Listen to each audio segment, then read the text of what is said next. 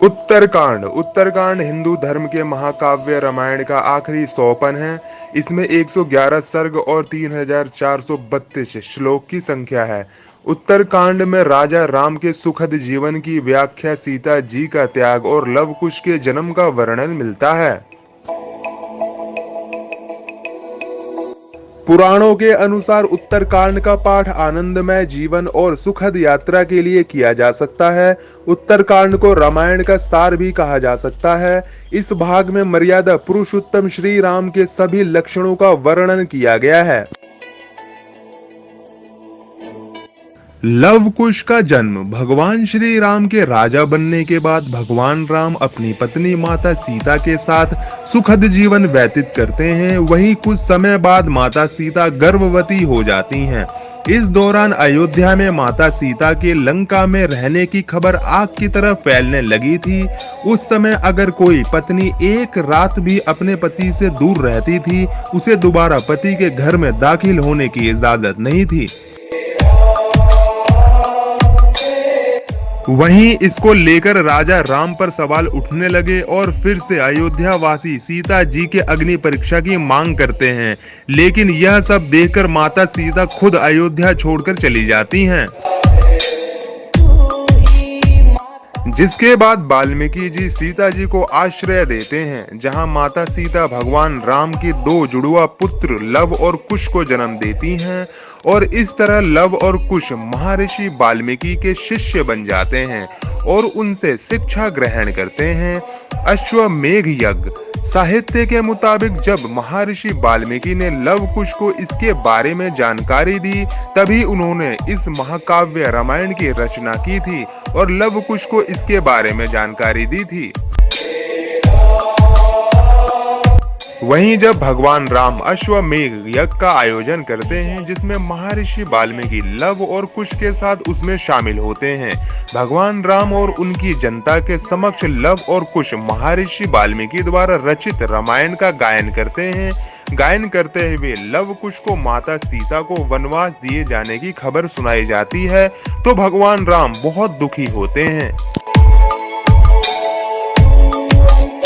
तब वहां माता सीता आ जाती हैं। उसी समय भगवान राम को माता सीता लव कुश के बारे में बताती हैं। इस तरह भगवान राम को ज्ञात होता है कि लव और कुश उनके ही पुत्र हैं और फिर माता सीता धरती माँ को अपनी गोद में लेने के लिए पुकारती हैं और धरती के फटने पर माता सीता उसमें समा जाती हैं। वहीं कुछ सालों के बाद देवदूत आकर भगवान राम को यह सूचना देते हैं कि उनके राम अवतार का प्रयोजन अब पूरा हो चुका है और उनका यह जीवन काल भी खत्म हो चुका है।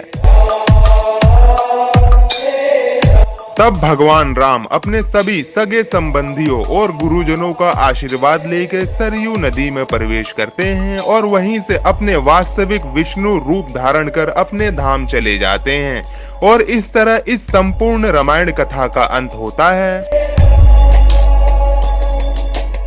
रामायण से हमें क्या सीख मिलती है, तो आइए जानते हैं। इस तरह महाकाव्य रामायण से हमें बुराई पर अच्छाई की जीत की सीख मिलती है, अर्थात बुरे करने वालों का हमेशा रावण की तरह बुरा होता है। विविधता में एकता की भी सीख मिलती है, अर्थात राजा दशरथ की 3 रानियों को अलग अलग दिखाया गया है, फिर भी परिवार में एकजुटता बनी रहती है, जो कि दुख की घड़ी में बाहर निकलने में मदद करती है। इससे साथ ही रामायण से अच्छी संगति करने की सीख भी मिलती है। रामायण में अच्छी संगति के महत्व को भी बखूबी समझाया गया है। जिस तरह कैकेयी अपने बेटे भरत से ज्यादा राम को चाहती थी, इसके साथ ही रामायण से अच्छी संगति करने की सीख भी मिलती है। रामायण में अच्छी संगति के महत्व को भी बखूबी समझाया गया है। जिस तरह कैकेयी अपने बेटे भरत से ज्यादा राम को चाहती थी, लेकिन अपनी दासी मंथरा के बहकावे में आकर राजा दशरथ से भरत को राजगद्दी और राम को 14 साल के लिए वनवास भेजने का वरदान मांगती हैं, वहीं अगर मंथरा उन्हें नहीं भड़काती तो प्रभु राम को 14 साल का वनवास नहीं होता। इसीलिए अच्छी संगति का असर अच्छा ही होता है। इसके अलावा रामायण में प्राण जाए लेकिन वचन नहीं जाने का बेहद महत्व है।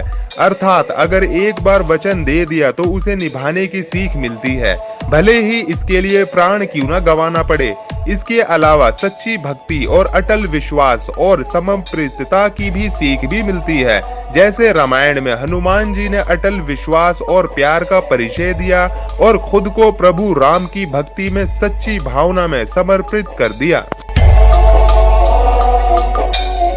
रामायण से सबके साथ एक जैसा व्यवहार करने की भी सीख मिलती है। जैसे कि भगवान राम के विनम्र आचरण हम सबको सिखाता है कि हमें सबका सम्मान करना चाहिए।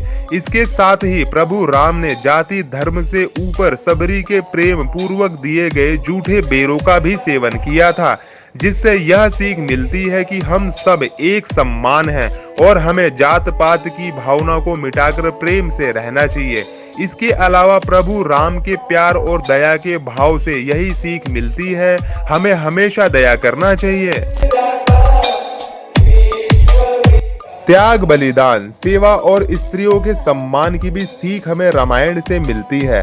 रामायण का पाठ यह भी सिखाता है कि माफ करना बदला लेने से अच्छा चरित्र है। जिस तरह रावण एक ज्ञानी पुरुष था, लेकिन माता सीता का अपहरण करना उसके पतन का कारण बन गया। इससे यह पता चलता है कि हम दूसरों के नुकसान पहुंचाने के चक्कर में बदले की आग में खुद को ही जला लेते हैं।